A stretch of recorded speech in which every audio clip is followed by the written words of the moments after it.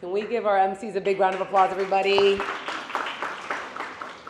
So surprise, I'm your surprise guest tonight. I was not planning on speaking, but of course, coming to support Ragad in my personal capacity, I could not say no when the opportunity was here to support Mosaic, but also talk about my own personal experience with Mosaic. So I'm a Syrian American activist, first and foremost. Shout out to all the Syrians in the room. Where are you at, everybody?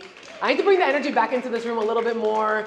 I feel like we got a lot, mashallah, from the lens of our beautiful deen, our beautiful faith, and the purpose of giving. And I think this time I want to be able to elevate the work that they do as Mosaic from the advocacy perspective and from the impact of understanding the way that NGOs traditionally work. I've worked in the NGO sector for over 12 years. I worked at small NGOs, including Syrian Relief and Development. Shout out to Sosan Azman here in the room. And then I also worked, yes, I think Sosan stepped up for a second. But then I've also worked at large organizations like Oxfam and Amnesty International most recently.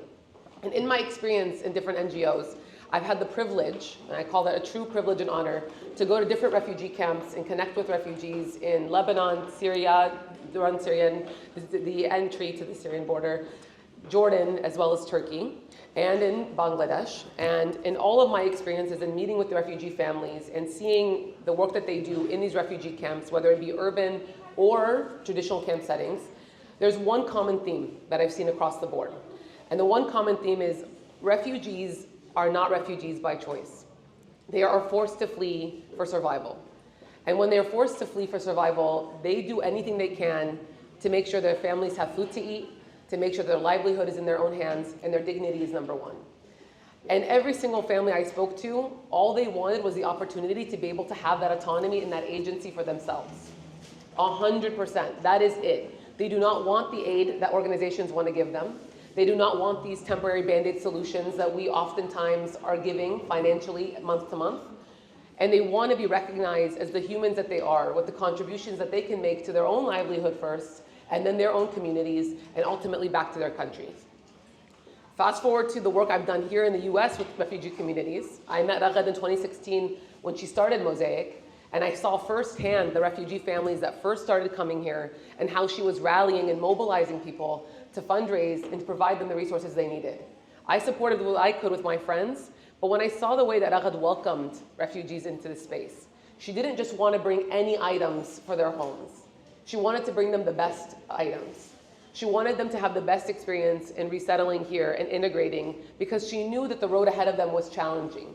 And she knew that same common theme of them feeling that they have autonomy and empowerment for their own decision-making and their own livelihoods was going to be really challenging for them to attain.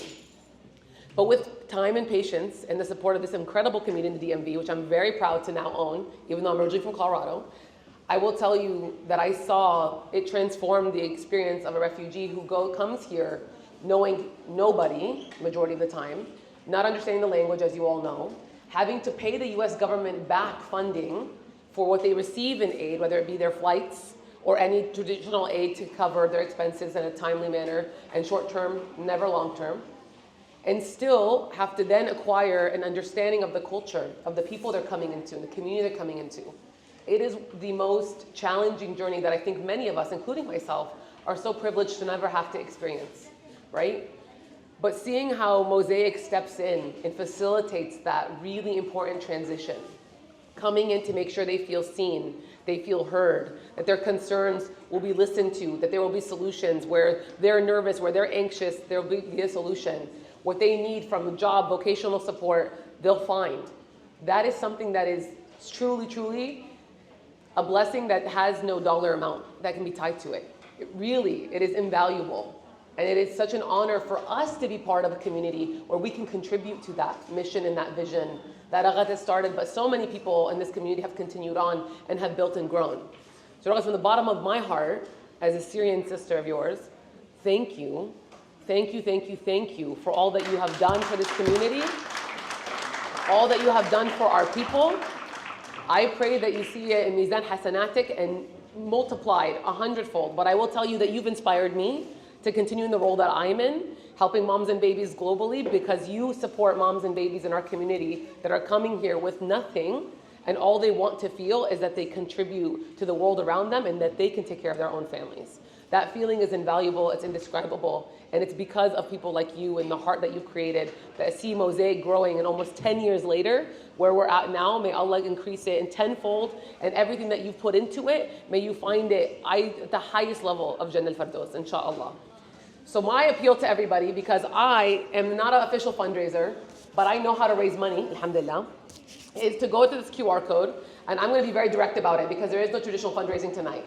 You're not being asked who here is going to give me $5,000, $10,000, or you can't leave, or you're not going to get dessert. But instead, you're here to just do one simple thing. Go ahead and put your phone out on the QR code right now, and if it's not working, go to the website, mosaicdmv.org, and make a donation. It doesn't matter what amount you give. I promise you, whatever amount you're going to give today, you're going to find come back to you tomorrow times 10. I promise you. This is how the world works, and this is how our faith works.